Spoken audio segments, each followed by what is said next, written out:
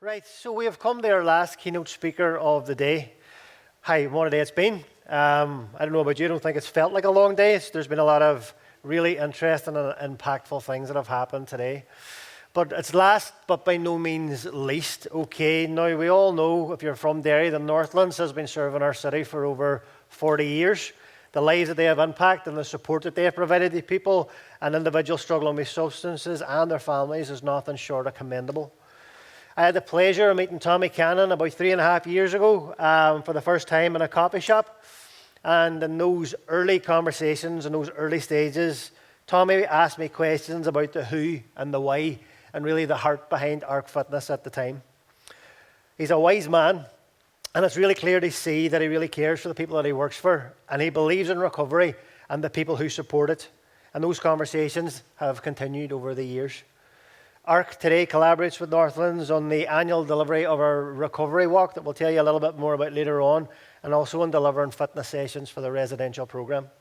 So it gives me great pleasure to welcome to the stage, last but not least, Tommy Cannon, Head of Treatment for the Northlands Centre here in Derry. Thank you.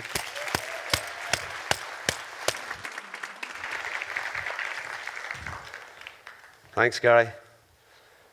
And thanks for staying. I kind of feel guilty about all the conferences that I went to over the years and left before the end. So fair play to you all for staying. I'm sorry to disappoint you that I haven't got pink hair or an unusual accent. And I also don't have any fancy slides. I'm not a professional in anything, really. I'm not the CEO of anything. I haven't founded anything. So as Christy Moore would say, I'm just an ordinary man. Nothing special, nothing grand. And I've had to work for everything that I have.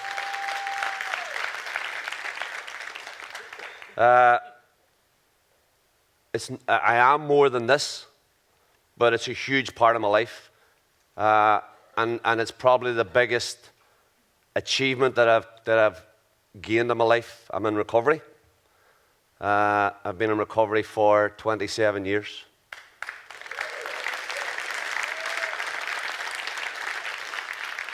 And I had a conversation with an old friend over lunch who, like myself, went through Northlands treatment program in 1996. And we were chatting over lunch about a couple of things. One of them was that whilst it's wonderful and it was so powerful to see people get up and receive medals that were in recovery today, it was really powerful. And while people applaud, and rightly so, because recovery should be celebrated, but for me personally, in my life, in my recovery, it's not something that I feel that I should be kind of given any kind of accolade for, because in a whole lot of ways, it's the way that I should have been living before I entered into recovery, and what pleases me the most is how my life has been since I got into recovery. So I went into Northlands at 22, in bad shape for all sorts of reasons.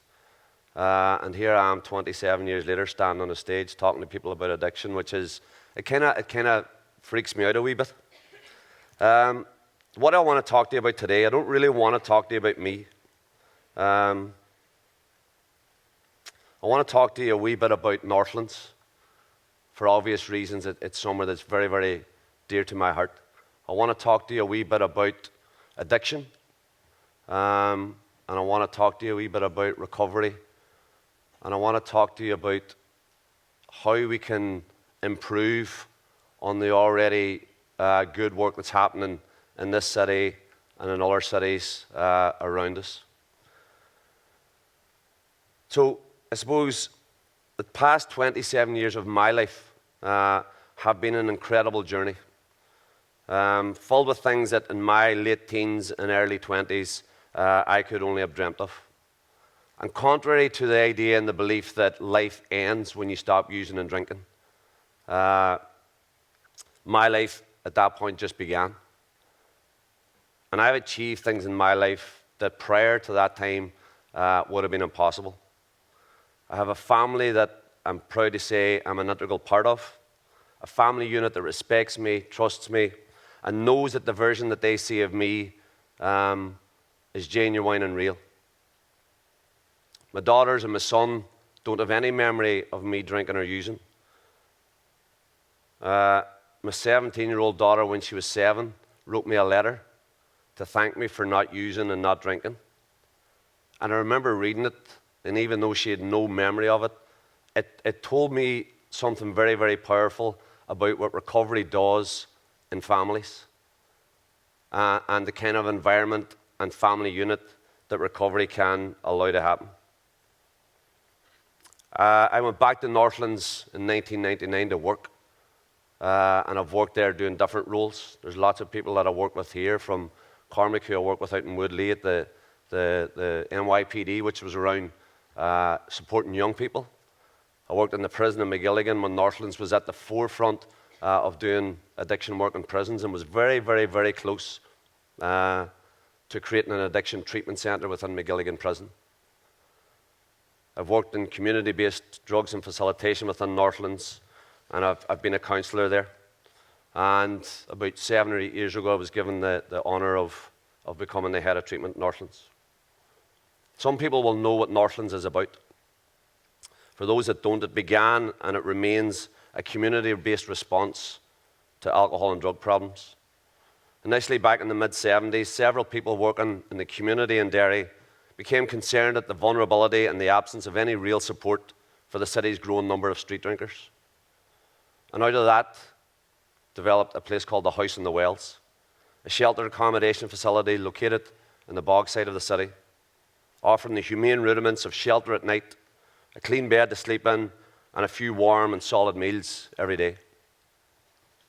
Though it soon became clear, as a result of ongoing discussions around those who had established the wells that became known in the city, and other people working on the ground, that the chronic street drinker problem and the street drinkers whom the wells tried to help were but somewhat obvious manifestation of a much more widespread problem. Many families were experiencing real distress and hopelessness as a result of a loved one's drinking.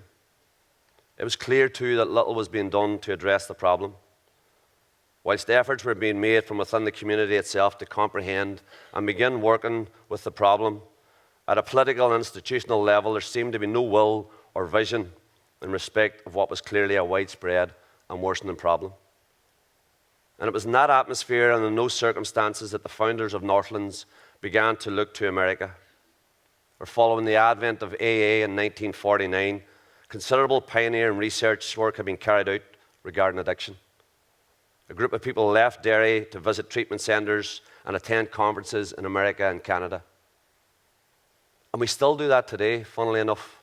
Ben talked earlier about the BAC O'Connor place in England. I'm going to visit shortly. There's a place in Carlow called St. Francis Farm that I'm going to go to visit. So that going out of Northlands and looking around and seeing what work is happening was the kind of creation of Northlands, and it goes on today. But what that group of people found was that there was enormous benefit. What they found was an enormous benefit to help them create their own ideas around working with an addiction. That was particularly true of places like the Hazelden Treatment Centre, where under the name of the Minnesota model, a clear, coherent understanding of alcoholism as a disease affecting the entire person emerged.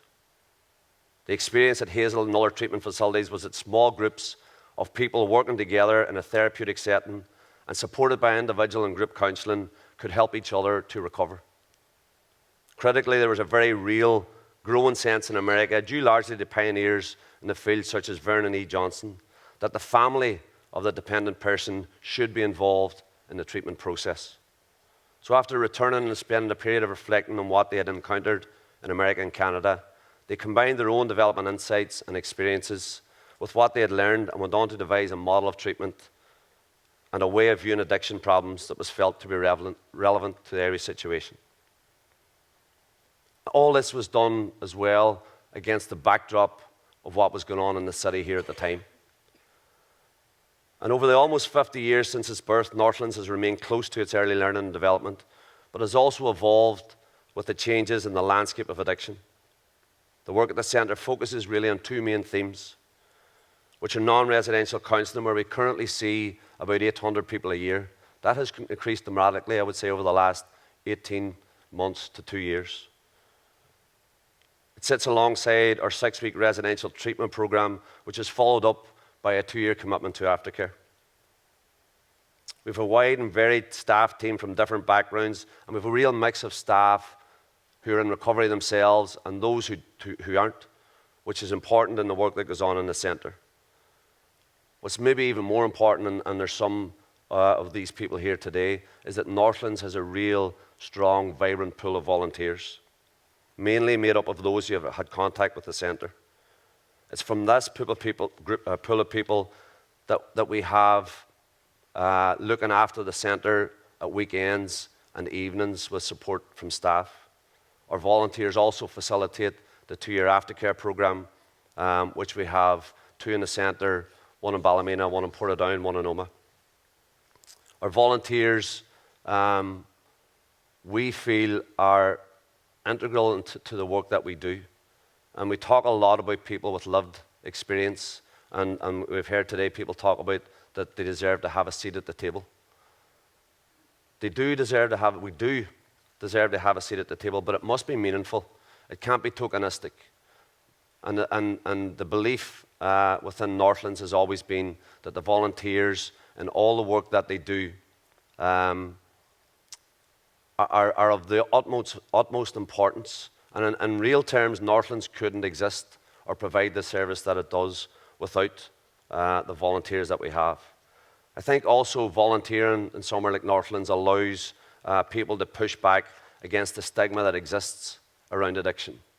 And of course there is a huge stigma that still exists. Very often people living with addiction are viewed as weak, selfish, immoral, or lacking in care for others.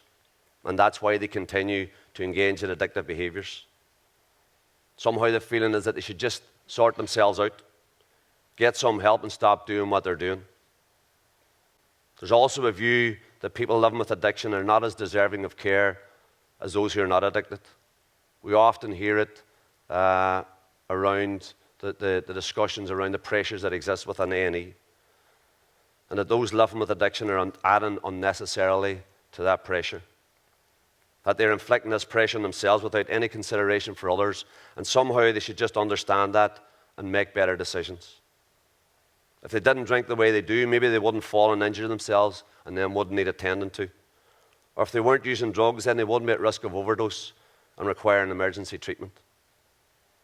And whilst those responses may seem understandable to someone who doesn't fully understand addiction, they continue to keep those living with addiction on the margins of our society, viewed as people who are less than others and not deserving of compassion. So they're doing it to themselves. They're making a choice.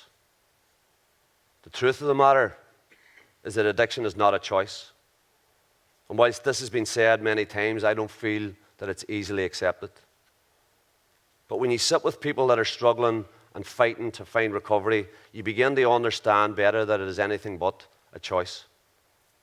We misunderstand the power of addiction and the decisions that it can lead us to take, which in the cold light of day and to the non-addicted person can look ridiculous or callous or selfish or even cruel. In the work that I do and the work that happens in Northlands, we sit with people in residential treatment who, through revealing the truth about their life and addiction, a truth that is always ugly, that leaves people living with great shame, guilt, disgust at themselves, and shows me in a very clear light that no one would choose to live the life that awaits an addiction. I think that was seen most clearly when Ben showed us the video about Michael. Who would choose a life like that? When you sit, and I'm here today, and I'm unusually nervous, but put me into a group within a treatment centre, sitting around with people talking about parts of their lives that they have never spoken about before, and it's very, very different. It's a very humbling experience. It's a very privileged position to be in, but it's also very difficult. Listening to the mother who must live with and look at the reality that her addiction has caused her children to be removed from her care into the kinship of family or the care of social services due to neglect, who has failed to turn up to contact meetings with their children, missed significant events, or arrived at sports events or school performances under the influence of alcohol or drugs. Sitting with and feeling the distress and the pain in the father who has begun to look at the truth that he has been absent from the lives of his children because drinking and drugs have been more of a priority, and who has been impatient, inconsiderate, and angry around his partner, maybe sometimes even abusive. The son or the daughter who has treated their parents with huge levels of disrespect, gone against all the values that they were raised with, and trying to come to terms with the type of child they have been to their parent. The young man who has found his way to drug addiction through dealing drugs, becoming involved with crime and paramilitary gangs, having his life threatened, being beaten or shot, his family home being filled with fear and worry, while they wait for the knock on the door to say that a debt needs to be paid or your son will be punished. The young woman who has destroyed all boundaries in herself around self-respect because she believes that if she agrees to the treatment men expect from her, it will get her acceptance and access to drugs and alcohol whenever needed. When you sit with people who have lived these lives, who must face the truth of this even though there is no way to turn back time, no way to undo the things that have been done, no way to take back the hurt and the pain inflicted on people who didn't deserve it, you begin to feel their pain. You begin to feel their distress, their shame, their guilt, their disgust, their disbelief that they have to carry the responsibility of all that's gone on through their addiction. It is then that you can understand that there is no way that this is a choice and a lifestyle that people want to be living. There is nothing that could be offered to the mother or the father that would allow them to trade time with their children, the happiness of their children, and the joy of family life. But when we live with addiction, somehow we find a way of dismissing, of minimizing, of justifying, or of explaining or rationalizing these things, all to protect our addiction and allow it to be in our lives. Of course, families suffer greatly from addiction, and very often addiction in families can be a huge determining factor as to how that family functions and the decisions that children make for their future. The greatest thing sometimes that runs in families with addiction is confusion, as they struggle to make sense of all that is going on. Asking questions like why he or she can't realize what they're doing. Surely if they loved us, they would stop. Are we not enough? Getting caught in the struggle to know what is the best thing to do, to stay or to leave, to challenge or to ignore. Getting caught sometimes in their own guilt, initially trying to change the problem and then becoming worn down by it to the point of a deep sense of apathy setting in and a feeling of this is how life is going to be, so we just get on with it. The ability of a family to continue to love someone who has treated them so poorly through their addiction is an incredible thing to witness, and says a great deal about the capacity of the human condition to see the best in a person and to stay the distance in the hope that maybe someday things will be different, that they will find their way out of the darkness and into the sunlight.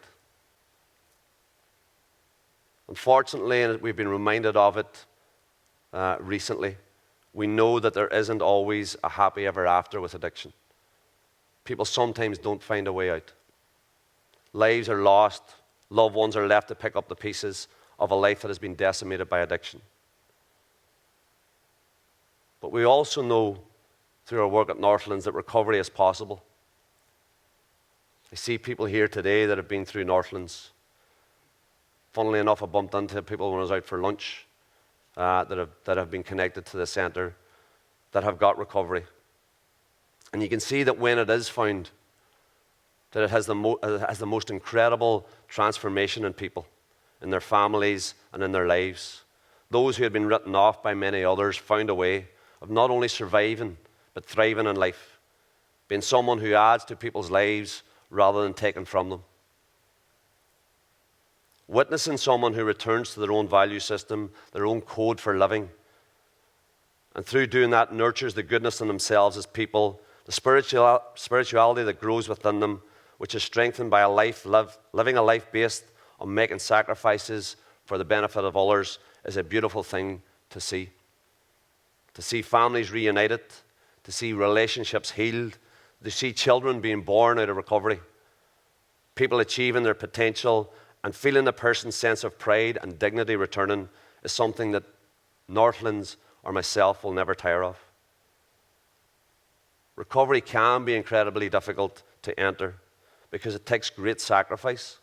It takes humility, acceptance, change from within, and a move from living one way for many, many years to a way you either have never known or which has been part of your history from many years ago.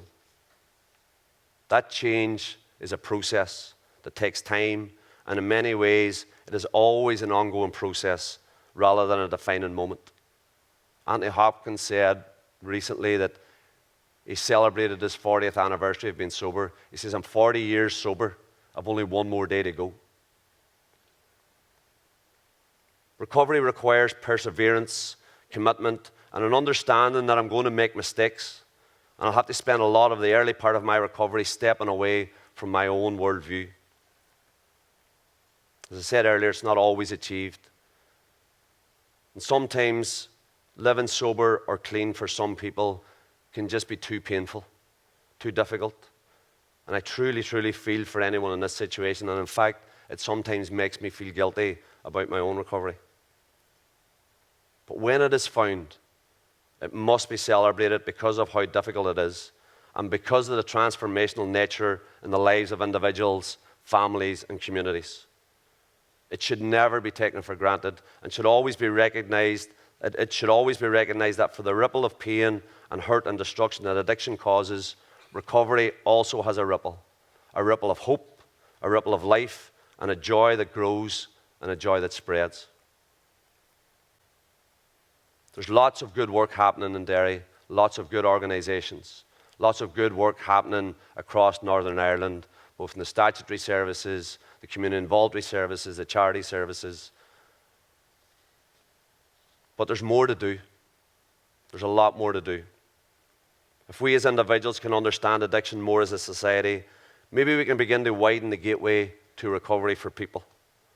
If we can become more compassionate, less judgmental, then maybe more people will come forward and ask for help. If those of us who have the responsibility of designing degrees for our medical people can see the benefit of including increased and adequate, significant, broad modules on addiction, how much difference would this make?